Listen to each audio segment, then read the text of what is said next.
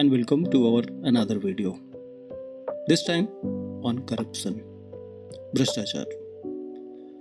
भ्रष्टाचार का शाब्दिक अगर हम देखते हैं तो इसका अर्थ होता है गिरा हुआ व्यवहार। स्वार्थ और लोभ के कारण किया गया अमानवीय व्यवहार भ्रष्टाचार कहलाता है। कुछ लोग घूस, मिलावट आदि गलत कार्यों को ही भ्रष्टाचार की संज्ञा देते हैं, परंतु यह भ्रामक धारणा है। भ्रष्टाचार का दायरा बहुत बड़ा है। प्रधानमंत्री से लेकर चपरासी तक इसका फैलाव है। अगर प्रधानमंत्री अपनी कुर्सी के लिए लोगों में फूट डालता है, किसी विशेष वर्ग के प्रति पक्षपात और अन्य के प्रति उपेक्षा रखता है, तो वह भी भ्रष्टाचार ही है। अगर राजनीतिक वोट पाने के लिए समाज को गुमराह करता है, डॉक्टर अधिक धन के लालच में रोगी का ठीक से उपचार नहीं करता, इंजीनियर ठेकेदारों को साठगांठ करके कमजोर पुल बनाता है, प्रोफेसर कक्षा में ठीक से न पढ़ाकर घर में ट्यूशन पढ़ाता है, परीक्षक छात्रों को नकल करवाता है, विद्यार्थी नकल करके उत्तीर्ण होता है, व्यापारी मिलावट करता है या मनचाहे दाम लेता है या कम तोलता है, पुलिस का जवान अपराधी को नजरअंदाज करता है, दफ्तर का बाबू दफ्तर का काम समय पर न करके ओवरटाइम करता है, ऑफिसर रिश्वत देता है, चपरासी सोया रहता है, सरकारी कर्मचारी ठीक पैसे वसूलने की बजाय बीच में पैसे खाता है, तो यह सब भ्रष्टाचरण है।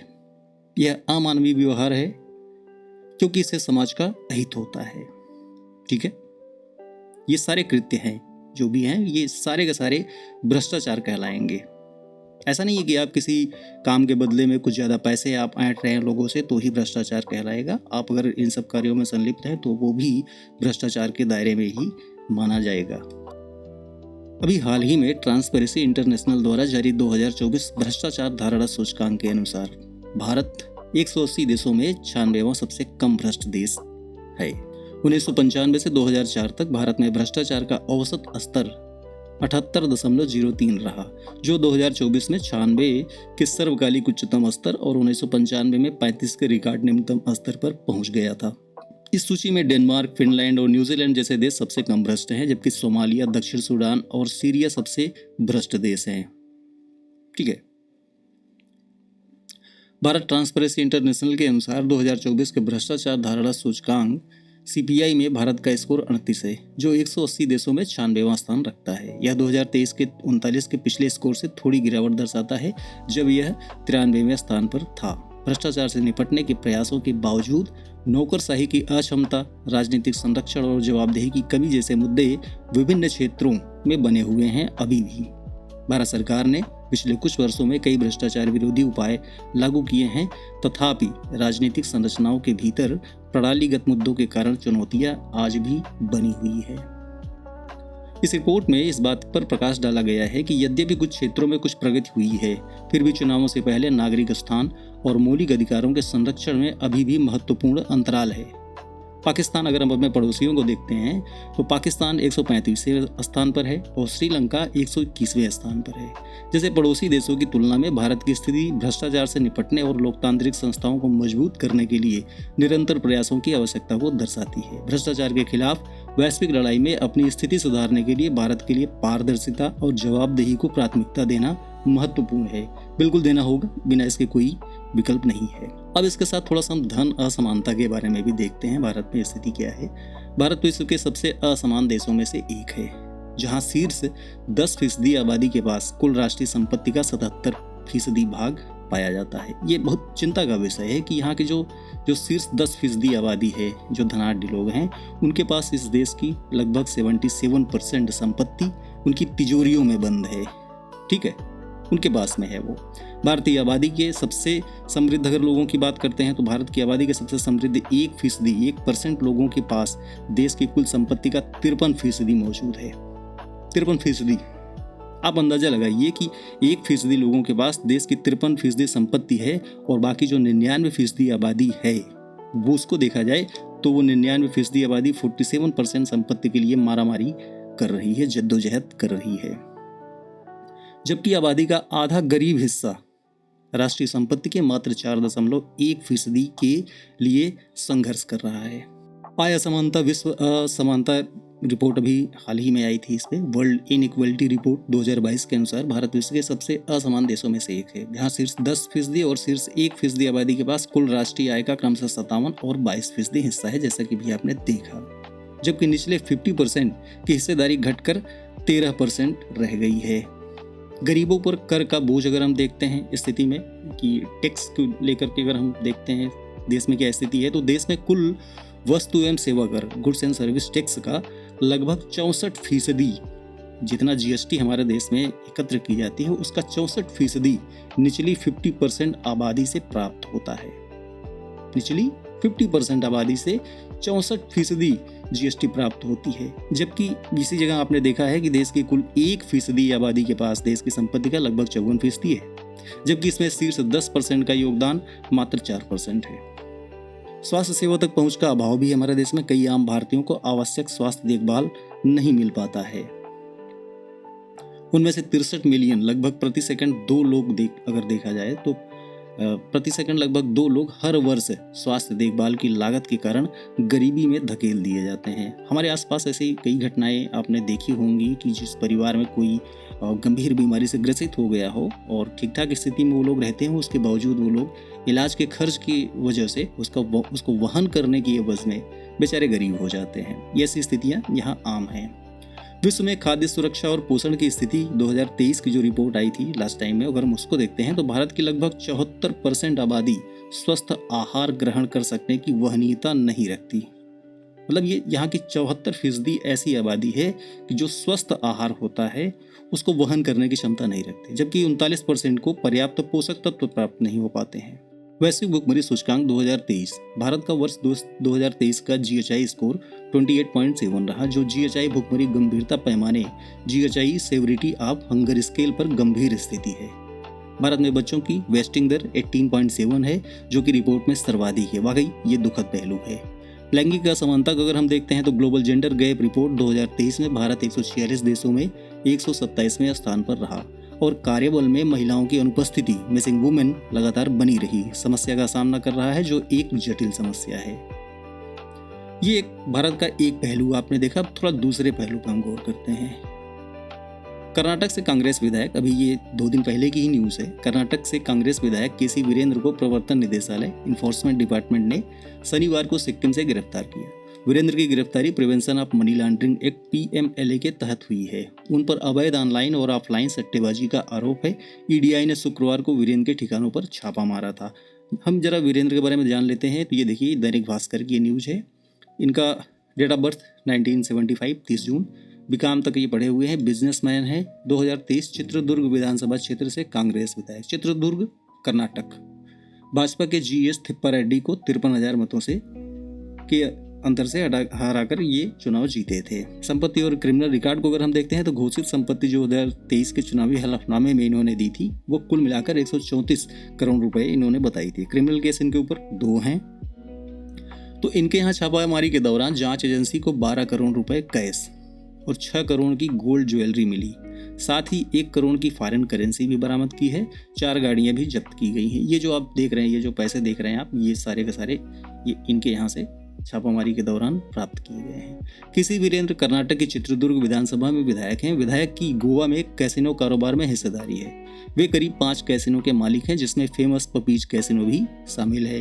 8 दिन पहले कर्नाटक में दूसरे कांग्रेस विधायक के घर 1.41 करोड़ मिले थे। कर्नाटक में पिछले 8 दिनों में अब तक 2 कांग्रेस विधायक शिकंजे में आ चुके हैं। अब हम जरा दूसरे भाई साहब पे गौर करते हैं। तो ये रहे, ये ED raids on Congress MLA Satish Krishna Sail in Karnataka other in illegal iron ore export case. ठीक है, तो लॉ वायर्स के मामले में ये भाई साहब की गिरफ्तारी हुई है। इससे पहले 14 अगस्त को ईडी ने कर्नाटक कांग्रेस विधायक सतीश कृष्ण सैल के घर से 1.41 करोड़ रुपए जब्त किए थे। ईडी ने उनके और परिवार के बैंक लॉकरों से 6.75 किलो गोल्ड की ज्वेलरी और बिस्किट बरामद किए थे। ईडी ने बताया कि तलाशी में मिले कैश और सोने के अलावा 14.13 करोड़ जमा वाले बैंक अकाउंट भी फ्रीज किए गए हैं। सैल उत्तर कन्नड़ जिले की कारवार विधानसभा सीट से विधायक हैं। सैल पर आरोप है कि उन्होंने अन्य कंपनियों और बेलकेरी पोर्ट के अधिकारियों के साथ मिलकर करीब 1.25 लाख मीट्रिक टन आयरन गैरकानूनी तरीके से बाहर भेजा, जिसकी कुल कीमत 86.78 करोड़ बताई जाती है। ठीक है, अब थोड़ा एक और मामला देखते हैं बिहार से। बिहार सरकार के ग्रामीण कार्य विभाग के एक भ्रष्ट सुपरिंटेंडिंग इंजीनियर अधीक्षण अभियंता का ये मामला है। घूसखोरी से करोड़ों की काली कमाई कर चुके इस इंजीनियर का नाम है विनोद कुमार राय। इनके घर से लगभग 40 लाख रुपए कैश, करोड़ों की जमीन के दस्तावेज और कई बैंक लाकरों से जेवरात बरामद हुए हैं।